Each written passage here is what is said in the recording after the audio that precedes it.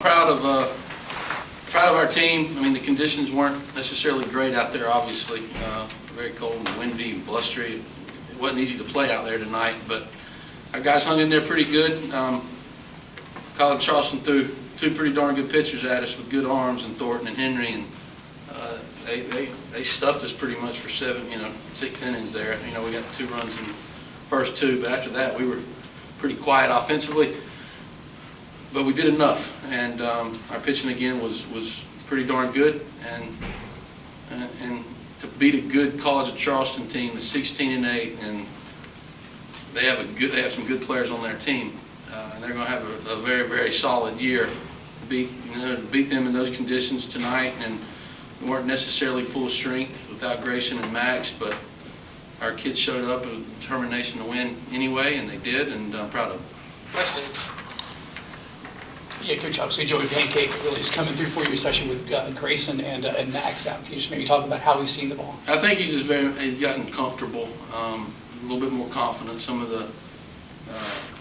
He's just getting some good swings. He's not putting too much pressure on himself, not swinging pitches out of the strike zone, and he's got some confidence going. And yeah, it's good to see. I mean, because if we get Joey going offensively, it makes us a little bit different team offense. I think we're a little bit more formidable. When our 3-hole hitter's hitting like a 3-hole hitter, and obviously he's been doing that over the last several games, and it's a big lift for our team, especially with Max and Grayson in there. Yeah. Do you think his comfort level is related at all? He's finally settled in at third. He's not playing left anymore. Do you think that maybe has helped him a little? It might, and I don't know. You might have to ask him on that. I think Joey's just a baseball player. He just wants to be on the field. I know that he doesn't like the DH. I know that, and that he doesn't feel part of the game. We learned that the first couple of years here.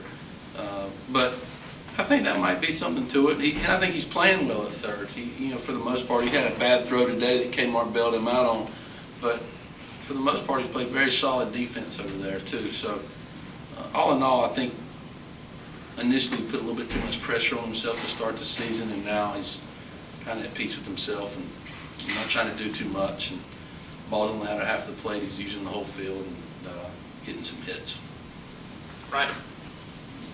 When you see a weather report like the one that you had tonight, things are just going to get more difficult when the sun goes down. I know it's always important to start strong, but how much more important is it making to have a good start like you had tonight when you know that the night's just going to get harder and harder? Well, it wasn't easy it wasn't easy to play. It wasn't easy to pitch. It was tough out there. I don't know what the wind chill was, but man, I couldn't wait. I couldn't wait to get that 27th out. It was cold, and about the coldest I've been in my 6 years here. But you still have to play the game, and for the most part, our kids did.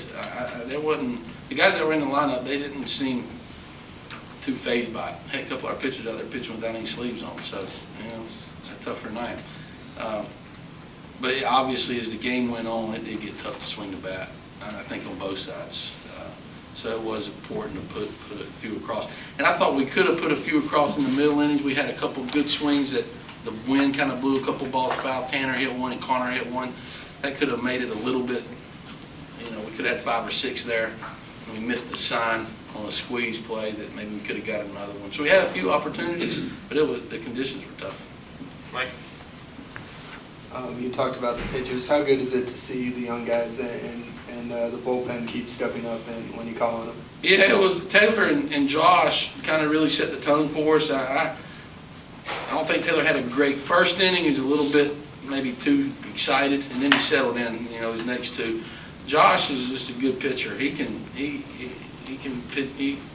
change speeds in and out. Uses his fastball. Those 82 miles an hour he can pitch in, and not many 82-mile-an-hour guys can do that, but he can do it because his changeup's so good. He's tough. I thought he pitched very well, and Vince, it was encouraging to get him out there. He hadn't been out there enough, and he deserves to be out there more. We just hadn't had the right spots to put him in there. We're very comfortable putting Vince in some tight situations. And then Cody, I think, we have utmost confidence in him. I don't think he was his normal self tonight. I don't think he was as sharp as he usually is, but he was good enough. And hopefully, when you have an outing like that and you still get the win, and he throws an inning in a third, but he wasn't the Cody we'd seen previous, and that's to be expected. Heck, the kid he's not a machine, he's not perfect. But our bullpen has been awfully solid and consistent for us all year long. Neil and Ryan. Starting pitcher tomorrow? You know, I think, I hadn't confirmed this, but I think it's Evan Bill. But, you know, Coach Myers, I don't know what happened in the bullpen the day before the game. Y'all got me in here too quick. So I would think it's either going to be Evan Bill, I think. I'll just stay with that right now. No, we And have if I more. change it, you can say, We'll change it. yeah. Bill will let So you know. we can do that. But I think we'll know before. I'll get Gamecock Baseball to put out a Twitter message here in the next 15 minutes or so. Our pitching coach gets paid a lot of money to make those decisions, so I honestly, I don't know what happened. I don't know what happened out there in the bullpen when we were in battle practice. So, That was a long answer. well, that's the truth. And Grayson Greiner's status for tomorrow with his thumb? He won't. I'm gonna do everything in my power not to play him tomorrow, Right. and I don't think he can play tomorrow. To be honest with you, I'm very concerned. I'm not just concerned about tomorrow. So it's he got a very painful injury that makes it very difficult for him to swing the bat. And I'm gonna keep my fingers crossed for the next 2 or 3 days that we can get him back for Friday. But there's no guarantee. There's no guarantee that he can play this weekend.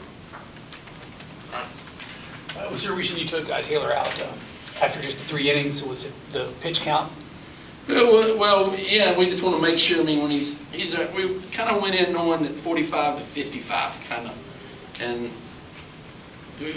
just because we wanted him to be fresh for the weekend in case we needed. So that was the thought process there, and the same true with Reagan. We felt like we threw them both 50 pitches or so. You know, they'd both be fresh come Friday, and we can't not have all our bullets, so to speak, come SEC time. We have to have everybody fresh, and that was the reason to take him out after 3. Anything else for Coach? I'll keep